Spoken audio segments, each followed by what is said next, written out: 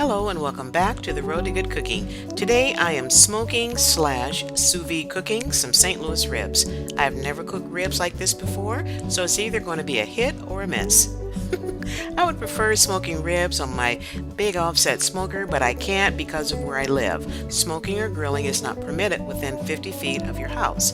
Dang rules. So if I want to get my smoke on, I have to use my little electric smoker. Hey, don't judge. It got the job done. And here's how I prepared my ribs for smoking. I cut my slab into two pieces because I'll be using two different rubs. I'm going to use my rub and Mike D's rub.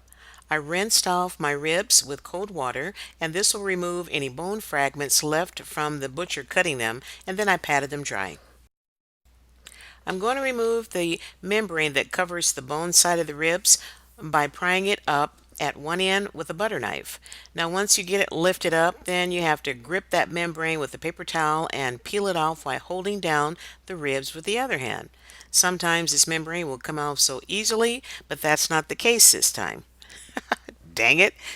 That membrane can be stubborn, so just stay with it until you get it all off. The reason why you remove this membrane is because it will allow the seasoning and spices to penetrate the meat. With this on there, you can see that nothing will get through this thing because it is, and then once it cooks, it gets even tougher, and it just makes for a very unpleasant rib eating experience. And here I'm just going to score the ribs at the top here. That's the silver skin that I really couldn't get off, so I'm not going to worry about that because it's not that much. And I flipped them over and just kind of trim up and clean up the front side of any excess fat. My ribs are all cleaned up and ready to start seasoning. Now on the first piece I'm going to use Mike D's all-purpose rub, which is absolutely awesome. And on the second piece I'm going to use my dry rub. Hey, I like my dry rub too. Okay, I'll be using Italian dressing as my binder, and all this is going to do is just help my dry rub stick. Plus it's going to add a nice little flavor. It's not going to be a big flavor, but it's just going to be a nice background flavor, and I'm all about layers of flavor. For the first piece of rib, I'm going to sprinkle it liberally with Mike D's all-purpose rub. And for the second piece, I'm going to liberally sprinkle it with my dry rub, which is really good too. I love my dry rub, if I must say so myself. And after I sprinkle this liberally, then I'm going to flip them over and start the process on the other side. I decided to hit the other piece with Mike D's sweet and spicy rub. That'll give it another extra flavor too. I'm flipping them over, and I'm going to repeat the seasoning process. For this cook, I'll be using hickory wood chunks, and I'm soaking them in cold water while my smoker is heating up. My ribs are resting on the countertop while I'm warming up my smoker. Now, today's cook, I'll be using my Maverick remote control thermometer. That way I can keep up with the internal temperature inside the smoker as well as the meat temperature. Now I don't trust the thermometer that comes with this little grill because it's never ever accurate. So I always use my Maverick. That way I know for sure what the temperature is. I like to run my smoker between 230 and 250 degrees Fahrenheit. Now I found that with this little smoker, even though you set it to the right temperature, it burns really hot, and this is the current temperature, 273 degrees.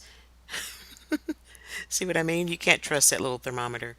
And this is what it is a few minutes later, 295 degrees, which is really kind of hot and fast, but I'll dial it back a little bit before I add the meat on there. Okay, I got my temperature dialed back so it is right where I want it. I put a water pan underneath my slab of ribs. That way it'll keep the moisture inside the smoker. And in a few seconds I'm going to touch up that one rib at the top with Mike D's dry rub. And I was out here just enjoying the day, chilling out, and a few seconds later I hear my neighbor's garage door open up, and check him out. He is funnier than all get out.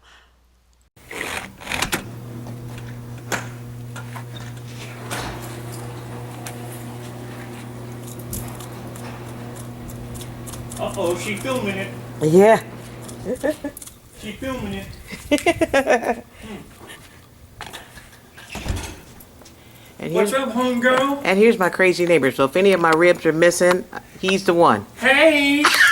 Santa's Workshop, Blitzen speaking.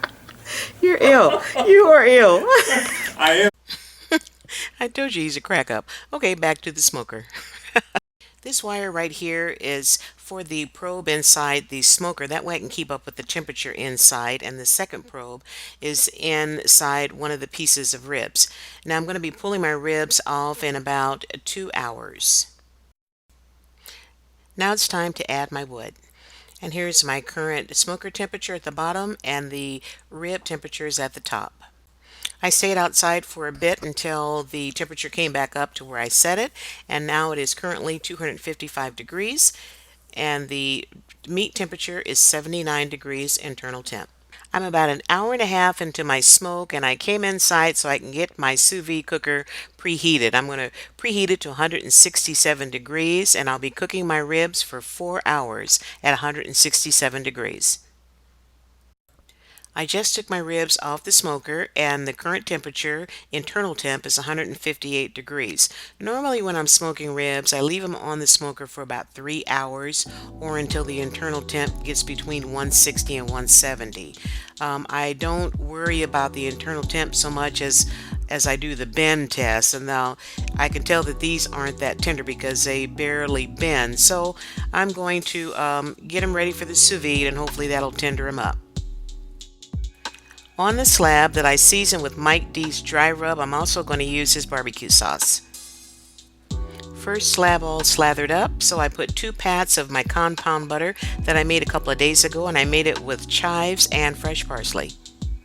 Now I'm going to carefully place my first slab into the sous vide bag.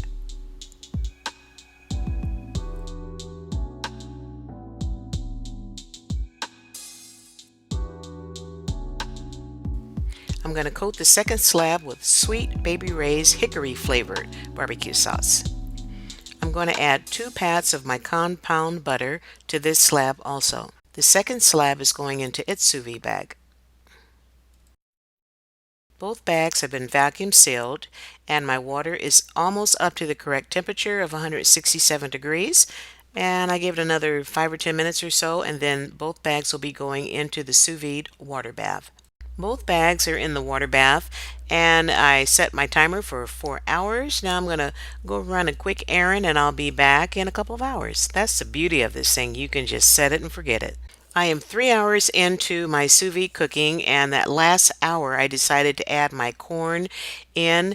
Now you see me fighting with this corn. For some reason, corn just likes to float and bob at the top like an apple. So what I ended up doing was taking one of my metal racks, and I just kind of wedged it down in there as far as I could. Then I put this rack on the top of it, or actually in between the corn and the bag of ribs, and that seemed to wedge it down in there. So there you go. Done deal. Here's my ribs after the 4 hours sous vide cooking time, and I can tell by the bend in both slabs that they're done and very tender. I'm going to carefully cut open my sous vide bag. Now be careful at this step because it is going to be hot steam coming out of there, and you don't want to burn yourself. And check out this little piece here. Look at how tender this is. The meat just peels right off the bone. And I got some great pull back here starting. See there? And the meat pulls off this bone as well. And I could probably take them apart by just pulling them. Look at that. And it tastes good too. From here, my ribs are going to go on a sheet pan in a 350-degree oven, and I'm going to cook them covered for 20 minutes. Here's my ribs after 20 minutes cooking time in the oven, and check out that pull back on those bones. And they are super tender. I can pierce them with this fork with no resistance, and they're super juicy too. Now I'm going to flip them over so I can cut them. First thing I like to do is sample that little end piece. It's just something about that end piece. It tastes so good. Nice and tender. The flavor's on point. It's tender. It's moist. Let me try a bigger piece. Look at how juicy that is. And look at how clean that meat comes off the bone. That's what I'm talking about.